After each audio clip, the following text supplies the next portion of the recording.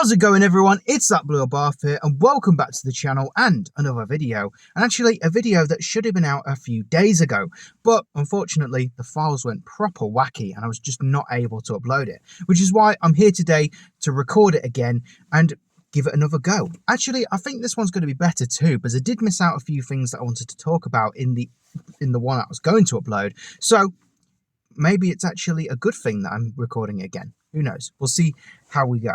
But anyway, I'm here today to give you guys an answer to a question that I get quite a lot. And that is this. That Blue Abarth, what do you think is the best value for money special edition that you can buy? And well, my friends, the answer that I always give is this. The 695 XSR Yamaha edition. Now you're probably wondering, well, why the XSR? Why not the Riposto or the 131 Rally or the 70th? There's so many great special editions out there that you can buy. Well, let me tell you this. I think the XSR is one of the best bargains that you can get in terms of the special editions. Now, you can buy a 595 Comp, Turismo, T-Jet. They're really good value for money. But in terms of the special 695s, the XSR is, well, like I said, a bargain. And I'm going to talk you through why that's the case in a little bit. But first of all, I'm going to take you through the car itself and tell you what you can get with the model. So let's get started. Now, as I'm talking you through the car, I should put pictures on the screen so then you can see what I'm talking about. And how about we get started with the paint?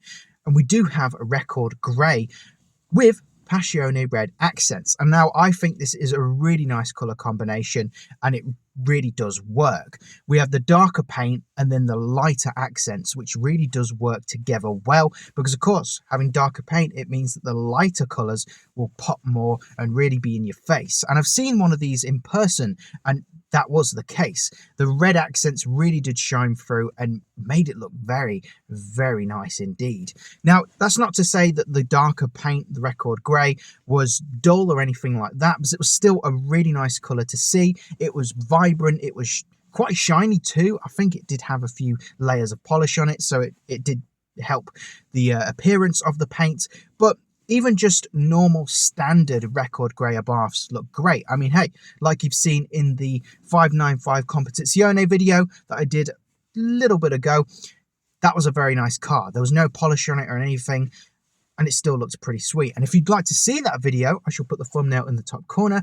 I recommend you checking that out, because that was such an awesome car. It was a cabbie, had those awesome wheels on it. Whew, really, really awesome indeed. So if you want to see that, there you go.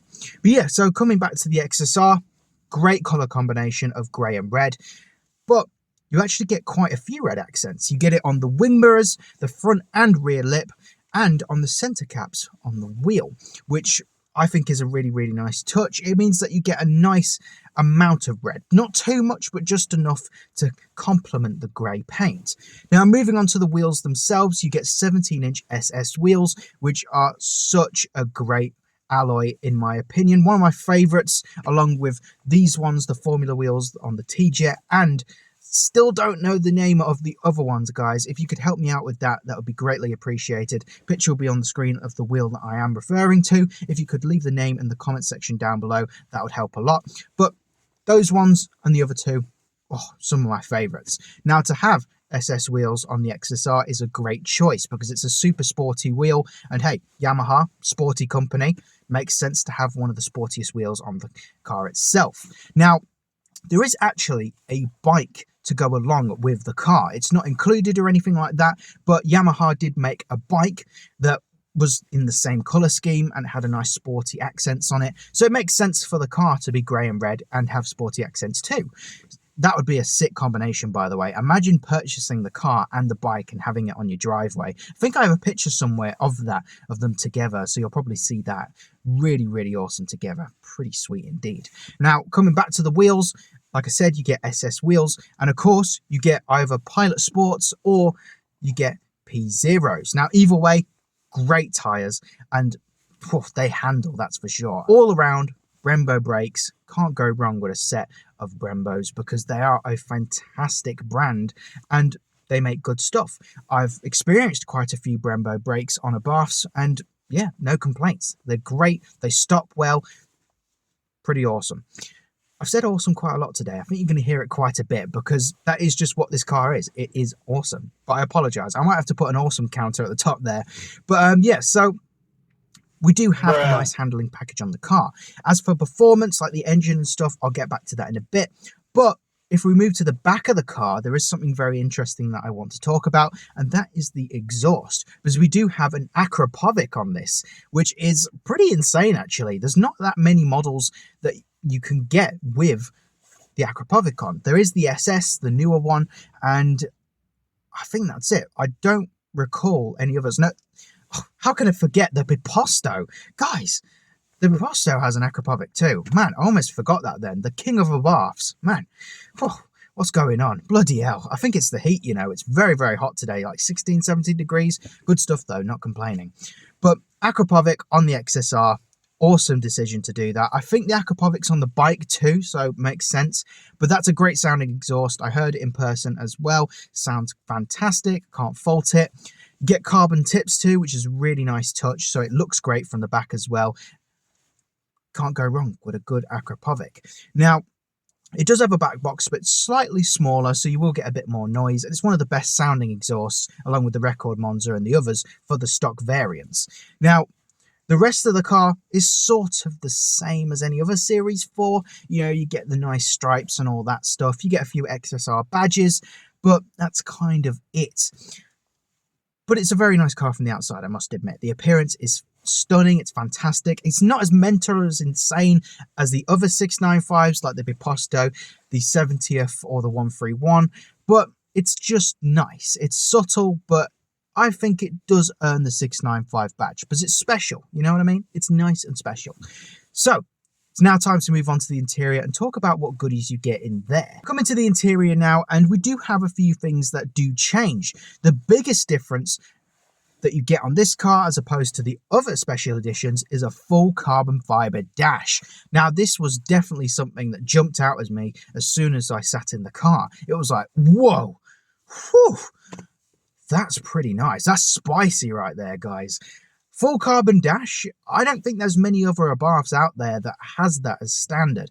I mean, it was definitely something to behold because it was just a massive piece of carbon fiber in front of you, and it looked great. Now, in other Abarths, as we know, we would just get a coloured dash. It would usually be what your paint is on the outside. So like mine, podium blue paint on the outside, we've got podium blue on the dash, and Gara white, so on and so forth. But for this special 695 XSR, we get carbon, which is sick. That's a great decision because it's different and it makes it stand out from the other interiors. So good job, Abarth. Very nice indeed. And yeah, I thought it looked fantastic. So just know, if you buy an XSR, you're getting a full carbon dash, which is pretty nice. Talking of carbon, it doesn't end there because we get it on the steering wheel as well, like the Composiciones, which you can't go wrong with a bit of carbon on the wheel. It's one of the best things about the steering wheel on Abarths because it just looks insane. It looks just fandabby doozy. And hey, carbon fiber. Great stuff. So you get it on the top, sides, and the bottom of the wheel, just like you would on the Composiciones, like I said. And that's pretty much it for the big differences in the interior of the 695 XSR. The rest of it is sort of the same as any other Series 4, but it is teched up the wazoo. You've got the instrument cluster, which is digital. You do get the 7-inch screen. You get the digital AC panel. So it's a pretty, you know, technological car. If that makes sense. You know, you get all the nice goodies with it.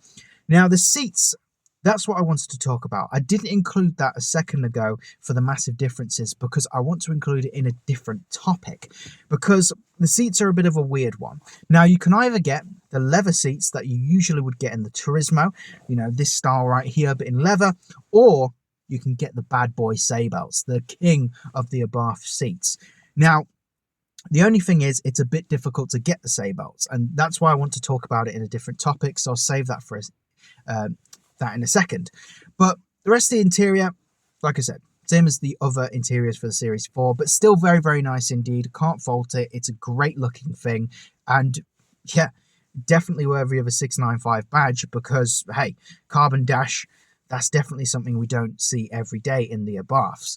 And well, it's now time to move on to the next topic, which is something I want to talk about, which is sort of one of the problems with this car. So let's move on. So it's now time to talk about one of the problems for the XSR Yamaha edition, and that's the availability of some of the premium options. Now, those options are the seats, the convertible roof, and the automatic transmission. Now, I would have just included those in the sections that I just talked about, like the exterior and stuff like that, but I wanted to save them for this little segment here because it's very hard to find these options on the XSRs. Now, like I said at the beginning, the XSR 695 has been out for a few years now, which means that a lot of people have bought them and are probably keeping them. And there's not that many for sale. You go on Autotrader or Motor.com and there's only a few on the page. But that's one of the things that makes it a good thing because the price is great. And I'll chat about that in a second too. But in terms of availability of this car, there's not that many. Now, if you do manage to find one, the chances are you're going to get a hardtop, manual and leather seats, because that's what most of them are. A lot of people have already bought the best ones with the convertible roof, the sail-belts and the automatic transmission, because that's the desirable option. That's Monaco spec right there. And hey, it makes it different from the others. So it's nice to have a convertible roof because you can get you can press the button, get the roof down, floor it, hear that Akrapovic sing. So yeah, I don't blame people for buying the convertible roof. Now, there are only 695 of the XSRs made, and I believe there was 300 of the hardtop and 300 of the convertible. But there is, half and half of one and the other. So there wasn't that many convertibles available. So probably a lot of people have bought them and kept them because it's a nice car. Convertible roof, you can't go wrong, especially in weather like this. You can get the roof down and have some fun. But hardtops, I'd say they're pretty cool too. Now, the next option is the seats. So I said that you can get sail-belts, but not a lot of them came with sail-belts because, of course, that is a premium option. Sail-belts are the godly seats for the Abarth. So, of course, people are going to jump on it. They're going to want them, and they're probably not going to get rid of them because they're awesome.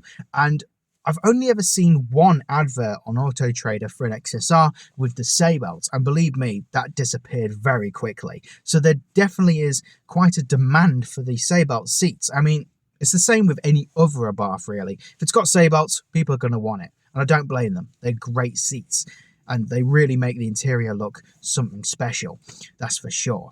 Now, I would say that the leather seats are pretty awesome too. I mean, they're definitely comfy. I've sat in a Turismo. The leather seats are 10 out of 10. Very comfy. They hold you in well. And especially for long journeys, they do pretty well indeed. Now, for the sail-belts, if you can find one, then lucky you. That's a pretty rare find right there because a lot of them have disappeared off the internet and you can't get them anymore unless you buy sail-belts and put them in. Because if I just recall off the top of my head, I don't believe they're special sail-belts. They don't say Yamaha or anything like that. They're just the regular sail-belts you get in any other comp. So you could buy them and put them in for 1,200 quid. Whew, bloody hell, that's a lot of money for seats. Now, the other premium option you can get is the automatic transmission. Now, I wanted to make this video because it was sort of a viewer requested one. There was a viewer that wanted me to go through the special editions and list the specification of them, what you can get, options and stuff like that. He also wanted me to go through whether they had a manual or automatic transmission. Now, you can get an automatic transmission for the XSR, but just like the seats and the roof, they disappeared very quickly because a lot of people wanted them. Now, if you do end up finding an XSR with an auto box, then you might want to carefully consider buying it because the auto boxes do have their problems. And if you don't know about these problems, or if you want to find out how to solve them, then I recommend you watching this video right here as I go through all of the issues with the automatic transmission on the Abarth, and I tell you ways on how to fix it and how to maintain the box as well so it lasts longer. So there you go. Watch that video right there and you'll be all good to go. And then, hey, you can buy an automatic Abarth and have a worry-free experience. Manual, automatic, they're both really fun. So it's your decision on which one you want to go for. So that's pretty much the premium options that you can get with the XSR. But like I said, they are quite difficult to obtain because of how rare this car was. Not many were made, meaning not many had the roof, seats, and the automatic transmission. So if you do find one, then I recommend you going for it, because it's going to be very limited and very rare, and you'll have quite a nice car indeed. So coming to the engine now, because I wanted to talk about that. It's a bit of a weird one really, because 695s, they usually have, of course, 180 brake and a Garrett turbo. They're the most special editions, so they're going to be the fastest. But weirdly enough, the XSR 695 only has 165 horsepower, but it does have a Garrett. It's a bit of a strange thing, really, because you would think that it would have 180 brake, especially being, a Yamaha collaboration. Yamahas are very fast, so you'd think that they would put in 180 brake, but 165. Strange, but that's still fast. That's still a lot of horsepower. 165 brake, you can't go wrong with it. I wouldn't complain. Still a fast figure for that car. It's now time to talk about why this car is such a bargain and why it's one of the best value for money special editions. So if you were to go on Auto Trader or motor.com, you'll see that an XSR 695 is sitting for anywhere between 12 to 15 grand, which doesn't make much sense. And you're probably thinking, that blew Abarth. Surely that cannot be right. I mean, what?